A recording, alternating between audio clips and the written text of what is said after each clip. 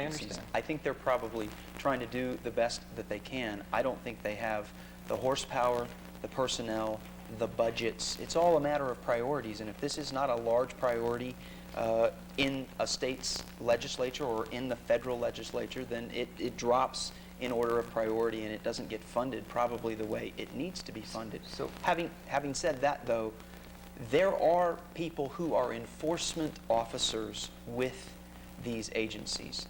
There are. The question is, in order for them to step out and do an enforcement, generally they first have to have someone show up and say, I'm guilty, come look at me. And you must, so you not only are you a good attorney, you're also a psychic, because that's exactly what I was going to ask you. What would cause one of their officials to go out and take a look at a problem? If they're getting information from a company, the company only has to report what they choose to report, then what would cause an inspection to be done? There's a couple of things. One, there are random inspections. There is a question in many people's minds how random the random inspection is. There is a policy statement that says these companies don't know when we're coming and we show up sight unseen. However, I've been doing this long enough to know that when people who are inside of a plant or a facility are saying one thing and they can document those things are occurring, and yet these agencies go in and take a look and they find nothing, it raises the question of whether or not these companies actually do get pre-information that someone will be visiting. There's a second way that companies can be investigated, and that second way is communities call up and say, hey, there's stuff on my car, and I think it's floating over from a particular entity. There's stuff on my lawn, or I smelled something and it didn't smell right. And then there can be an investigation into that. The question then becomes, how probing is the investigation? Is it done with air monitoring tools? Is it done with soil sample analysis? Is it done with water sample analysis? Or is it a quick run-through dry check where the reliance on the information that is given is relying really on the corporate information that's put out there? I think that probably happens more than the former, of actual testing equipment that is brought out to do those things. And I will tell you that one of the things about toxic exposures, which is very important, is you can have something you cannot smell, you cannot see, you cannot taste, and you cannot touch that can kill you. It's the whole concept of the canary in the mine. The reason you put a canary in the mine is because there's something out there lurking that will kill the canary before it kills you. And that concept's been used in the mines for many, many years because of the unseen danger. In environmental exposures, oftentimes there is an unseen danger which is not going to cause people to pick up the phone and call the DEP. They don't see what could be hurting them. They don't taste it. They don't smell it, and yet it's there in sufficient quantities to hurt them. Good stuff. Well, and it can come on slow. Pardon me? It can come on slow. People gradually over a period of time get sick, and so they get used to it, or they don't associate it until it's very gone too far. And I think we'd all agree that we don't think that the children should be the canaries. That's great. And so the fact that it does take place over a period of time probably would lend people to think that it's not caused by the factors we're talking about. Right? Because it takes a long time. They'll say, well, it's a natural progression or whatever, rather than seeing the insidious nature of perhaps the toxic chemicals. Can I follow up on that? Because it's a very important point, and I'm glad Mark brought it up. This concept is called, in medical parlance and scientific parlance, latency. The amount of time it takes from being exposed to something that can kill you to the time that it actually does kill you or get you sick. And depending on the chemical and the amount of dose that you've had of that chemical, the latency periods can differ. I'll use the cigarette illustration again because most people can relate to it. When a teenager picks up that first cigarette and smokes it, they don't turn around and have cancer the next week or the next month or the next year. Many times it takes 40 years of that kind of behavior, or it takes 20 years of that kind of behavior or that kind of exposure in order for the cancer to develop. That can happen in the environmental context. You could be living by, near, around a polluter, an environmental contaminator, and you could do that for a year, 2 years, 5 years, and seemingly be rocking along and nothing happened. It might not happen till the 5th year, or the 10th year, or the 20th year, or the 25th year, and by that point, Maybe you've moved. Maybe you don't live by that polluter anymore. Maybe you live in another part of the state. Maybe you don't even make that connection, but people who knew what they were looking for could make that connection if they had that kind of information. And hopefully, that kind of information will be more forthcoming from this community. We've talked a lot of times, Lou, about the synergistic effect of multiple sources of contamination, pollution, and effects on us. So that goes right along with what Mark and Al are saying. Okay, maybe the latency period gets extended if you have one source of problems, but if you have multiple sources with that possibly could shorten that time period. Is that possible or not? It's absolutely possible, and I will tell you, the latency rules work for just about every segment of the population, but for children. What we find with children is they can be exposed either in the womb or they can be exposed shortly thereafter, and that cancer could show up quickly thereafter. It might take a long time to develop, but it might not. And that has to do with their unique physiology when they have their cells dividing and when they are exposed to these toxic chemicals. One other thing about children that is of great interest, especially to air exposures, is because children, when they have developing lungs, when they are growing up, they have a whole lot of surface area in their lungs, and they end up transferring a whole lot more oxygen per poundage of their body weight than you or I do. So they have larger exposures just because their lungs are going in and out a whole lot more than yours are or mine are. So Lou, you wanted to make a comment earlier. And I think it may relate a couple of points that Al and Mark have shared with our audience this evening, Nick. The idea of the canary in the mine and children's unique susceptibility.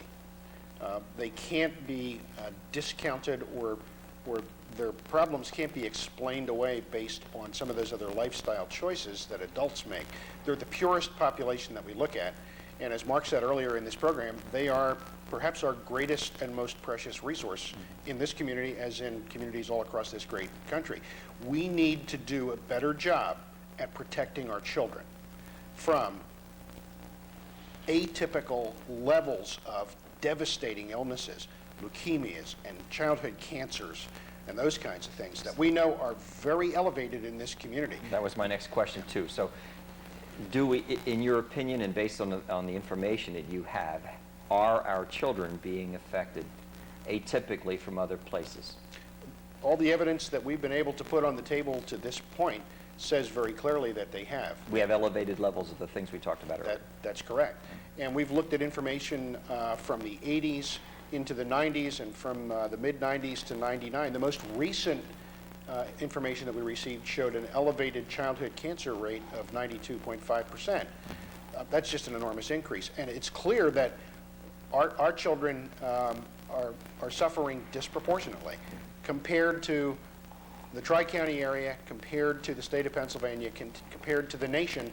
Our rates are up. So there's obviously something at work in the greater Pottstown region that is not at work across the Tri-County region, Berks, Chester, and Montgomery, and across all of Pennsylvania and across all of the nation. And that's why an investigation that would really get to some of those questions is important. We don't need to simply count more cancer victims, which has been proposed for this community. We need to get to looking at some other kinds of issues and getting some very real help to people. And one of the ways you do that is through people with the expertise that Mark and Al bring to the community. Well, we have about 20 minutes left in the show. With this time that we have left, let's talk a little bit about some nuts and bolts issues. So let's bring it down to the level of what kinds of illnesses are directly related to chemical exposure, and then what would you want the people who would be watching our show and any who get this information to do about it for us? Right. Well, we talked about some broad categories earlier, Right. Kinds of illnesses being cancers, birth defects, and neurological disorders. There is an other category, and I don't mean to minimize folks that fall into the other category. I just use that because this would have to be a very long show for us to cover all the kinds of things that can be caused by environmental exposures. Having said that, the kinds of chemicals that appear to be of interest in this community at this time, I would say, are vinyl chlorides and volatile organic compounds, which in scientific parlance are called VOCs for short. And with those kinds of exposures, if people are having them, you can see blood-borne cancers. Those are normally known as leukemias, non-Hodgkin lymphomas, those kinds of things. I believe that there's a screen on the board that can help folks if you have any of these ailments that we're going to be talking about, and if you can call 1-888-590-7092, we can help answer some more of those questions and take down some more definitive So information. do people have to refer to anything if they call that number? Yes, if they call that number and just say they're calling from the greater Pottstown area, and they would like to talk to someone about what's going on in the greater Pottstown area, they will be referred to the appropriate folks. People many times are, I'm just going to speak as if the public were asking you this question. People are many times concerned about privacy issues, Yes. about their information, about their medical records, and all of those things. What kind of assurity can people have that what they say to you, if they call these numbers, that their information will remain private? A great deal of assurance. When folks call our office and talk to us about their medical issues, even their non-medical issues, we consider all that information confidential and private. It is not shared with anyone outside the bounds of our law firm and the folks who are working with our law firm to try and, get to the bottom of what may be happening. I want to go back to this issue of Yeah, I don't you want ask you to leave about that, right. the other Specific kinds things, of right. illnesses, because it's not just the blood-borne cancers. You will also find in volatile organic compound exposures or vinyl chloride. Liver cancer, angiosarcomas of the liver, is considered a signal tumor. It's not the only kind of cancer vinyl chloride causes, but it's such a rare form of cancer that if it shows up in a population of one, it is so rare that scientists would begin looking for vinyl chloride exposure. Liver cancers in general, hepatocellular carcinoma is generally what it's called, is something that can be related. Kidney cancers, gastrointestinal cancers can fall into those categories. There's another kind of chemical that could be at work in Pottstown, and that's called dioxin. And dioxin is really a very large category of chemicals. There are some 260 some odd subparts of dioxin, but for our purposes today, what we would say is dioxin is considered by the EPA to be presently the most toxic substance known to mankind. A very little bit goes a very long, long way. It is considered to be something that elevates the risk of all cancers.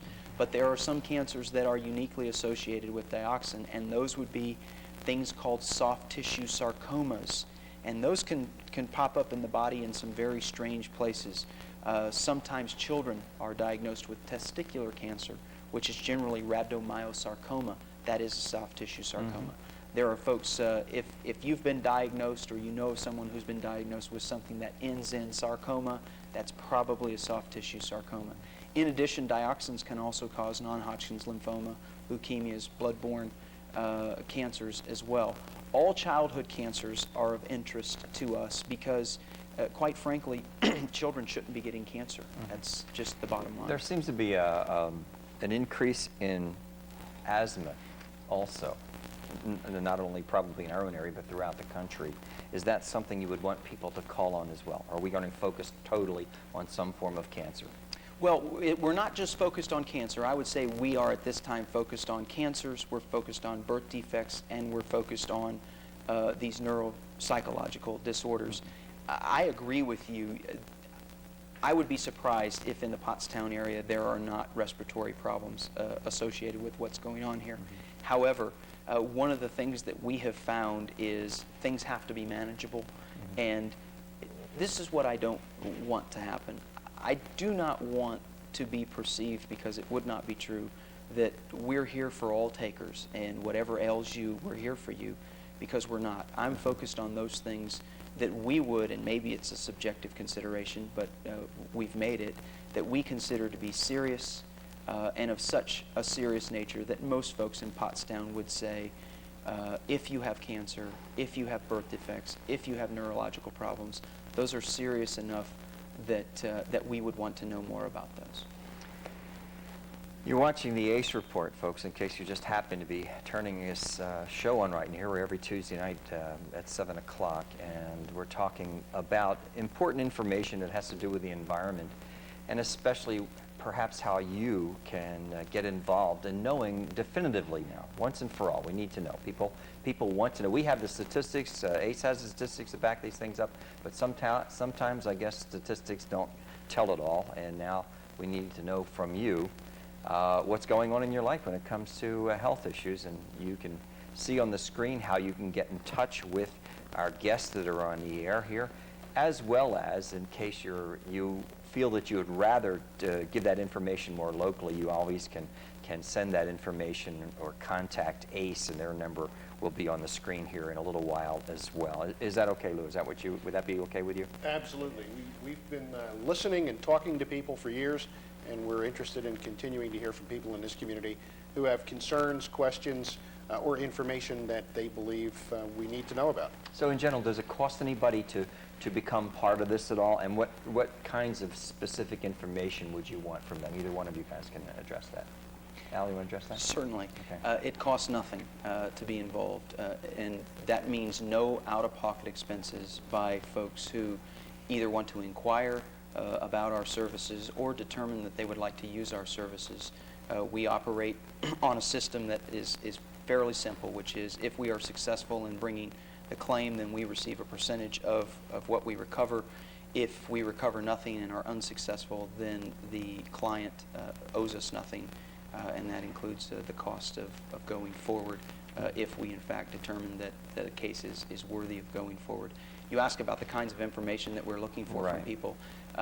The things that are most important are what kind of ailment that they have or they believe they have, where they lived at certain periods of time, what their occupations were or presently are, what the family history is of ailments that are similar to that. And it's a fairly short course, frankly, that can be done over the phone or via some information face-to-face if they would like to do it that way. If people call the number that's on their screen, will they have someone who will ask them the series of questions you just said, or is it something that they have to have prepared that they may email to you or fax to you, or just relate it to someone who's going to take that down as they talk? If they call that number, someone will walk them through the process, and that can happen one of two ways.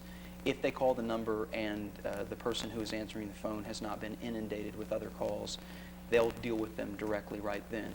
If they cannot get to them at that point in time, they will take a name, a number, and someone from my staff will call them back, generally within the same day, to follow up with that information. So how does having legal representation here, how does it benefit the community? What takes us from community involvement to legal involvement, and what benefit do we gain from doing that? The greatest gain through legal involvement is getting change accomplished through a non-legislative means. And what I mean by that is everyone knows that there are priorities in politics and in the legislature. And unfortunately, the environment and environmental effects on people has not been a higher priority in this country, nationally or at the statewide level, in my state, and my perception is in this state either. What legal action can mean is it can try and get to the bottom of what appears to be going on, and it basically can help affect change that would not come about otherwise. I would like to give an example. Seat belts in cars is probably the best example I can think of off the top of my head. Seat belts did not go into cars because auto manufacturers thought they would be a good idea. Seat belts went into cars because people kept being thrown through the windshield in car accidents, and someone somewhere took legal action and said, we think the car manufacturers should be putting safety restraints in cars. That was not a government mandate until such time as someone took the action to say, you need to be responsible for your product. In these kinds of cases, it really boils down to that, which is if you are a emitter of toxic substances or a polluter, you need to be responsible for what you cause. You shouldn't be responsible for anything you don't cause. I'm a huge believer in that. However, If you cause a harm, you need to remedy the harm. And in these kinds of cases, that's really what we're seeking to do. Lou, tell us about what ACE's position is on this, on legal action, okay? Because I think people are probably wanting to know what ACE feels about this as well. ACE has said in recent weeks that we recognize legal avenues as one source of help to people. And ACE has worked in lots of other areas and avenues for several years with some successes and, quite frankly, some frustrations.